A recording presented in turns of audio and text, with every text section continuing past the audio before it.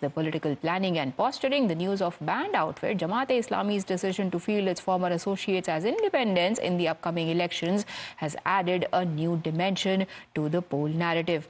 The group that has first declared unlawful in the year 2019 for supporting activities that undermine India's sovereignty and integrity is now trying to make a political comeback in these elections. And backing this controversial group and its decision to field candidates as independents are both Omar Abdullah and Mehbooba Mufti. Jamaat-e-Islami जो ये कोशिश कर रही थी कि उनके ऊपर लगाई हुई बैन जो है वो उठे और बैन उठने के बाद वो अपने नुमाइंदे इलेक्शन में उतारने की बात कर रहे थे। बदकिस्मती से इलेक्शन ब्यूगल बजने से पहले उनके ऊपर लगाई हुई बैन उठी नहीं। आज अखबारों के जरिए ये खबर आई है कि शायद वो अब इंडिपेंडेंट जो है कैंडिडेट्स उठाएंगे।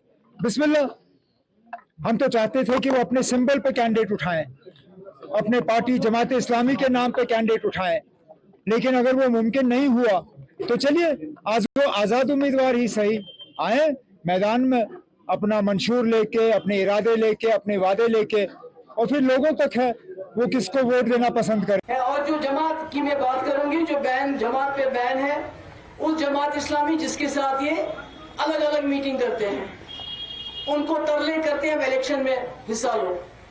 वो इलेक्शन में हिस्सा लें, बहुत अच्छी बात है, पर हम उनका बैन हटाने के लिए भी हम कोशिश करेंगे कि उनके जो एसेट्स उन्होंने फ्रीज किए हैं, उन पे जो बैन लगाया गया है, उसको हटाने के लिए भी हम जदोजहद करेंगे। You heard that interesting reaction from PDP chief Mehbooba Mufti. She is indicating that Modi government held talks with Jamaat-e-Islami but didn't revoke its ban.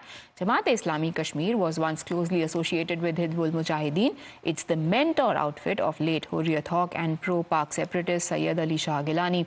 Earlier in July, there was a source-based information doing the rounds about Jamaat leadership holding multiple rounds of talks with the government over revoking UAPA ban.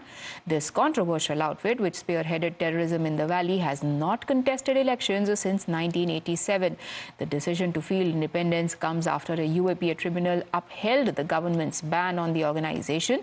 When the government banned Jamaat-e-Islami in 2019 under stringent UAPA, it had said that the group was involved in separatist activities and it supports militants and their ideology. Now, interestingly, the BJP that declared Jamaat-e-Islami unlawful earlier says that under PM Modi's leadership, even those who once called for boycott of polls now want to join the democratic processes. And it is a fact. It is this fact that is rattling Omar Abdullah. Then there are other leaders of BJP in Jammu and Kashmir who are of the view that radical groups like Jamaat-e-Islami should not be allowed to contest elections. Omar Abdullah को लगता है जो हमारे लिए काम करते थे वो अपने कैंडिडेट उतार रहे हैं इंडिपेंडेंट, इसलिए उनको लगता है कि जो जनाधार था उनका वो खिसक चुका है और अब वो हारने के कगार पे हैं। यही दुख उनको सताया जा रहा है। पर दूसरी तरफ देखें, यशस्वी प्रधानमंत्री नरेंद्र भाई मोदी जी ने जो कार्य किए कश्मीर के अंदर, आज हर व्यक्ति चाहता है कि इलेक्शन लड़े, चाहे वो जमात-ए-इस्लामी का ही कोई व्यक्ति होगा, पर चुनाव लड़ने के लिए हर व्यक्ति आगे आ रहा है। 6% 8% की राजनीति अब खत्म है, इसलिए उमर अब्दुल्ला को डर है। The same Jamaat which used to say that fighting elections, contesting elections, voting for any political party is the same, and same Jamaat want to contest is a very irony. And the same Jamaat that used to, I think, support the People's Democratic Party led by the former Chief Minister, Mr. Mufti Mohammed Saeed. And today the National Conference is supporting Jamaat means that somehow they have joined the hands together.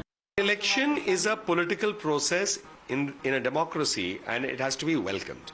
If people are willing to move away from the path of radical thoughts, want to mainstream themselves into the political process, represent people so that their constitutional